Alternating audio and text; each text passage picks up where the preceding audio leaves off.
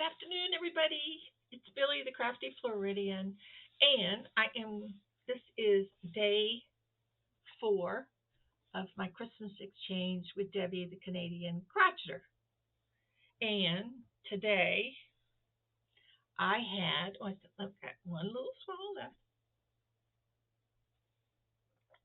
I had my Tim Tim Hortons coffee with hot chocolate, coffee with chocolate, and it was delicious. I love my cup. I love the fact that this goes in and the fingers fit fine. I am at that age where I don't hold on to glasses anymore. I put everything in cups. Whatever I drink goes in a cup, so I can hold it because I can't hold on to things like I used to. And we drop them and they break. So this is great. I love my cup, my kitty cat cup, my pussy cat cup. Okay, today's day 4, and here's day four's bag. Look at that. Day 4, but look at the bag. See that cat? That holds a lot of memories for me because it looks exactly like my first cat, Charlie. Charlie was black and white, just like that. And I miss my Charlie. He was my very first cat, and I guess I was in my 30s when I got him. He lived to be 19, and he got cancer, and I had to give him to God to take care of for a while. Okay, number 4. Look at this. It's a tote bag. Look at this. Isn't this cute? And it's my kitty cat's on both sides, and it's like a canvas, and I just love it. Very, very pretty. Oh, Debbie, I love this tote. Ooh, look what I got. Cotton Angel Cakes by Karen. Karen. 530 yards, and the colorway, it's summer favorites. It's called Elberry Lilac. Isn't that beautiful? And this is a 4. Oh my gosh, I could put this in my this could be one of the colors for my Sophie Universe blanket. It only takes one of these, not even all of this, but this is going to be. And I got 2 of them. I am excited. I've never had this. I love it's cotton, but it feels like, oh my gosh, let's see. Oh, it's 60% cotton and 40% acrylic. So whether you make it out of cotton or acrylic, it'll fit fine. It is soft. And I do love the colors. And I have this color. Oh, I don't have it in here with me. That I'm also going to use in that, which this is going to be. Right on. I love this, Debbie. Thank you so much. I just wondered where I was going to get am I holding this up down? Here we go. Cotton Angel Cakes. And it is very, very soft. It's so soft. Oh, oh, it is soft. Oh, I love it. Thank you so much, Debbie. I really appreciate this. Very, very. I mean, really appreciate this. Thank you so much. It's going to look great in that blanket. Oh my gosh. Well, I can use this. And then the other I'll put in with my cotton stuff because I have another project I want to do next year, and I will use it for that. But that 500 and some yards, that's pretty good. And also I could get, another cake if I have to. I love it. Thank you so much. And I love my cat bag. Look at that. Nice tote. I wonder where she got this tote. It doesn't have a thing in it, but I love it. I love this canvas.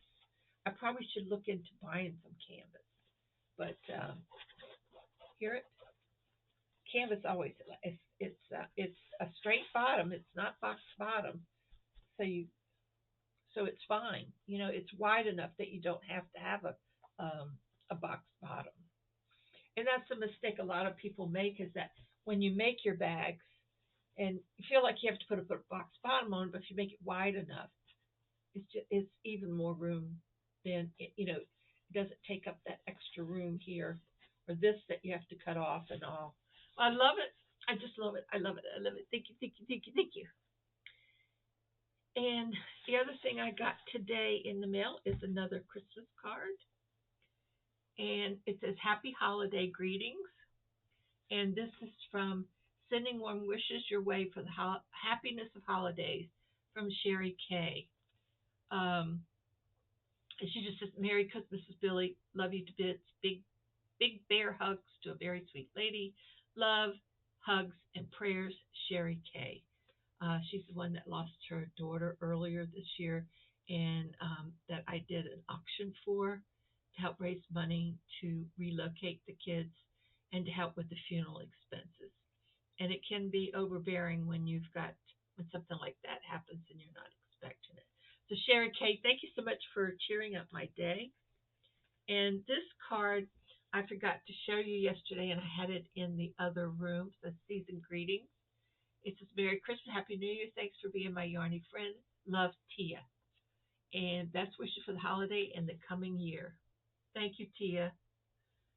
So I'm going to put these up on my door. But I've just been lazy this morning. I've been lazy all week.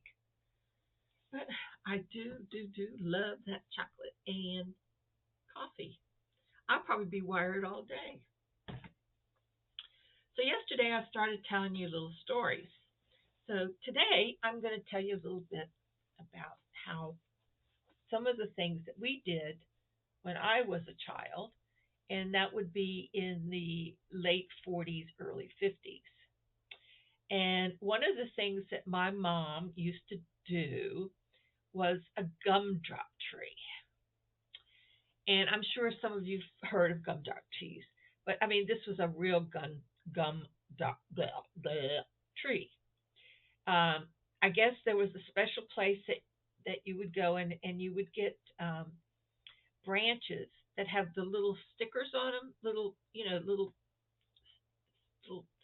like a, how you with a rose, it has a little thorns on it. But this has little thorns like that all over this tree.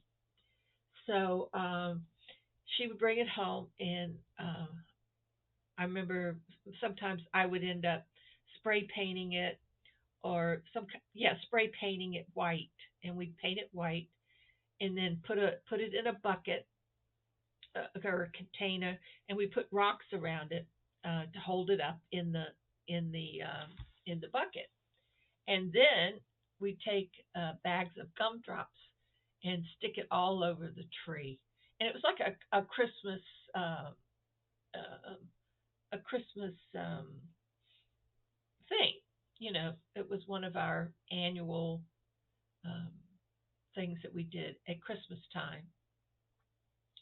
And then I don't know if, I think people still do stockings, but we had stockings. But most of the time, our stockings were our own stockings, our own socks. Or we had, I think, along the way, like my aunt or somebody, cousins or whatever, would give us stockings with our names on it. And that was later on, but early on, when I was 6, 7 years old, I remember putting up my own stocking. Well, I didn't get much in it because the stock wasn't that big. But the stocking was always the first place that we would go when we got up that morning, because that's where you got all the good stuff within your stocking. Like we get nuts, and then we would get like fruit, like an orange, um, back then fruit was not like something you went to grocery store and got. It was like my I can't remember who it was. My uncle or someone would bring us or send us box of oranges. Oh my God! And we'd get an orange, your own orange, in your stocking. And sometimes, if you had a little gifts, they would be in your stocking. Nothing was wrapped. When we came down the stairs that morning, um, there I'm one of eight, but all eight of us weren't there at the same time. Well, maybe when when when Timmy, he was the youngest, and there was like 19 years difference in our ages because I was out of high school when he was born. Because I graduated in '63 and he was born in '64. So, but early on, I'm talking really early, back in the early '50s and stuff, where there was like five or six of us. It still wasn't. Uh, there were there were six of us within a 10-year period. Okay, so when we walked down the steps that morning and we looked around, gifts were not. Santa Claus didn't wrap our gifts.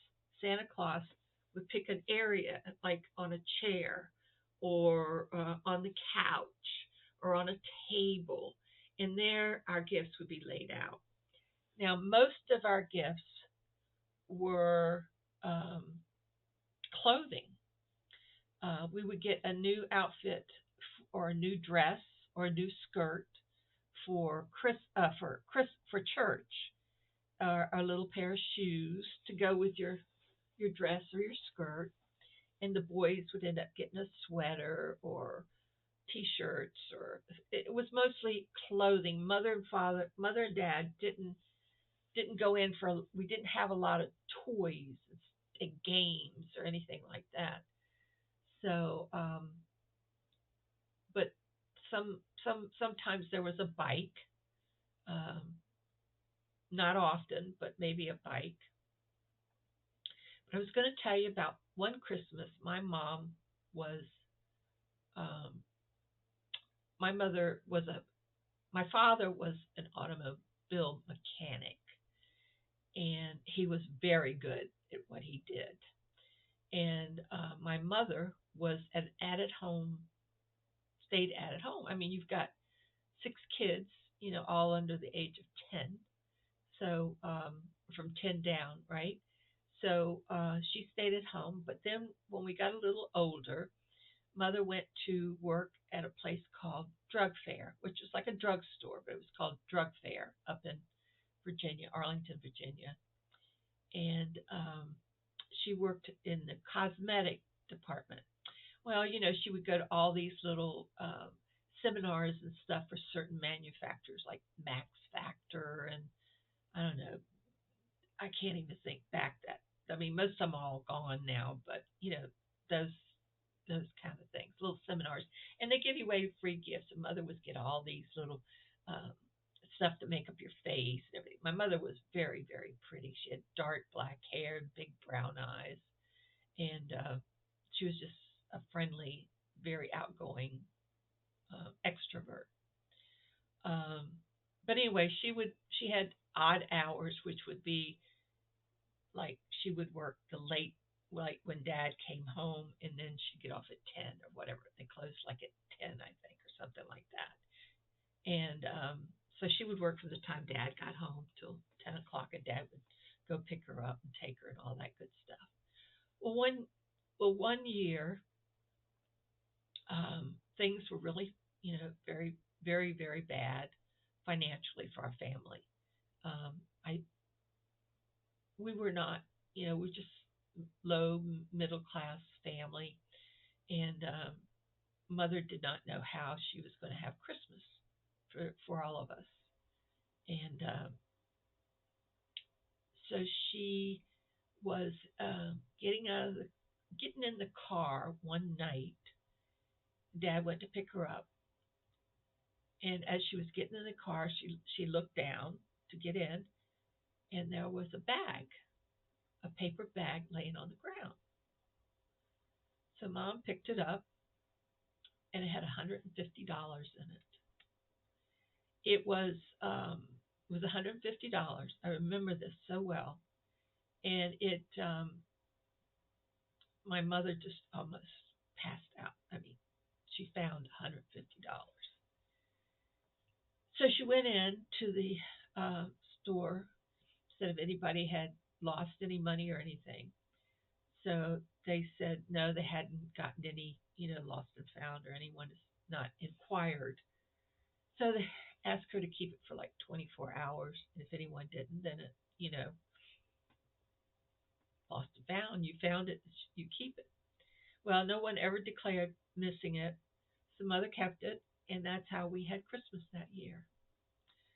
So, so if you're struggling, I know what it's like. I grew up that way. Um, it's just, but these are the kind of memories at Christmas time that I remember. I'm sure there are others, and they'll come to me as the week goes on. But I thought I would share with you some of my Christmas memories. I love to hear some of yours.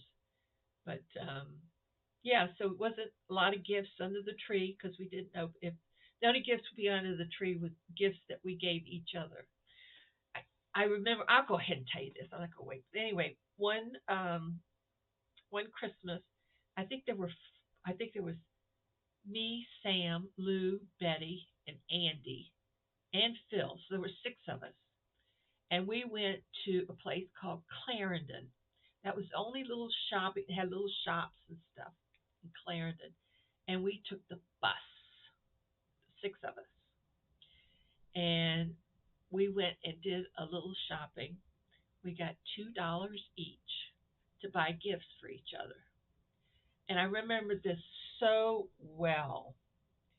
And I don't remember some of the other gifts that my brothers and sisters gave me, but my one brother, I mean, there was like Woolworths, uh, um, department store, Woolworths, drugstore, department store, whatever, where you could. Well, back then they were, not that expensive. So I remember my brother Phil got me um, a thing that had a stamp on it. Where you melt the wax on an envelope and then you stamp it. I remember that so well. I don't know why I remember that, but I don't remember. I'm sure that if I searched my subconscious, I might remember some of the others, but that one particular one I remember because I was so impressed with that. And yeah, I was very impressed with that. And I was, oh, you want to hear something that's really crazy? Now, this is the last story I'll share. I know. Last story I'll share with you.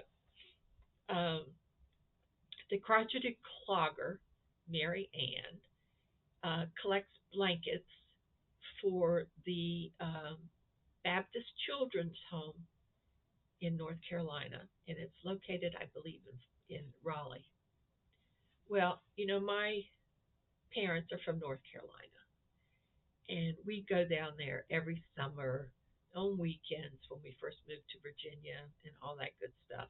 My aunt lived and was raised in Raleigh, and one year went to um, it was a Baptist camp for a week. It's the first time I ever been away from home, and I met this young girl that went to the Baptist, was in the Baptist um, orphanage that Mary Ann is now collecting blankets for. Well, the other day I ran across her letter, one of her letters, and I started reading it, and there's the address, and I went, oh my gosh. And I was about, I think it was 56, so I was about 8, 9 years old, or maybe younger, 7 or 8. 8, I would say 8. I don't remember. I thought maybe it was 50.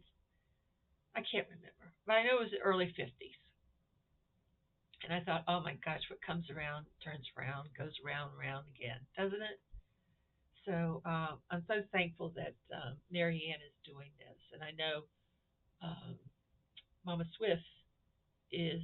has made blankets all year long that are going to Mary Ann, and she's taken it to the Baptist Children's Home. And I wondered if what where is that girl today? Wonder where she is. But if you're listening to this, and I don't have it's down in my box. Um, if you're listening to this, and if you remember Billie Mills from Ayton, North Carolina, I believe is where we first started writing each other. Please get in contact with me. I would love just to touch base with you and see what happened to your life. It's it's something, just something. Okay, that's it. I want to thank Deb for my beautiful yarn and for my beautiful bag. I love it very, very much. So have a great weekend. Today's Saturday. I will see you tomorrow, Sunday. We have not rescheduled the opening of the blankets. I've been trying to call Nancy, but I can't get through. She must be on something. I mean, not, on the phone, not with somebody for a long period of time. So I'll try to call her again later and see if we can reschedule it for another time. Um, I think sooner than later because she will get so many bags. So thank you so much, and I still thank you for my beautiful cup that I am thoroughly enjoying. Um, my buttons, my bags, my everything. I just adore everything. Debbie, you hit it, baby, right on the nail. Okay, everybody, have a great Saturday, and I will see you tomorrow. Maybe I'll take a shower and change my outfit. Bye, everybody.